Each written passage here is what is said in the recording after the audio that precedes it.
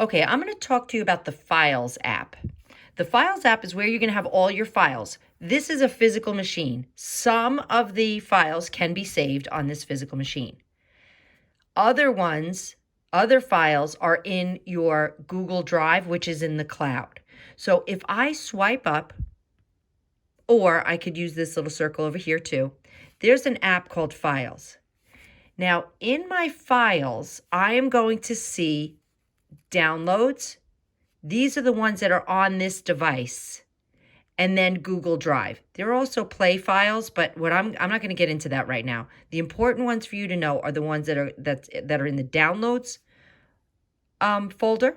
Those are the ones that you've downloaded to this device. They're not in your Google Drive. But you can also connect to your Google Drive right here. So in your Google Drive, you have my drive right here. And then you also have shared with me and offline files, which I'm not going to get into those right now either. Right now, all I want you to know is that anything you download to your machine is going to be here. And anything that's in your Google Drive, you're going to find in here. Okay? And then how do you know what Google Drive it is? So if I come down to this over here by the time, and I look at this little icon here, that's my profile. So whoever you're logged into on this device, that's the files you're going to get to from my drive.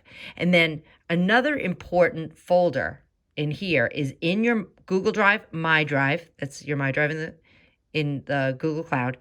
Your classroom folder. Inside your classroom folder, you're going to have a folder for every class that you're a student in. Okay, oops, I tapped on something.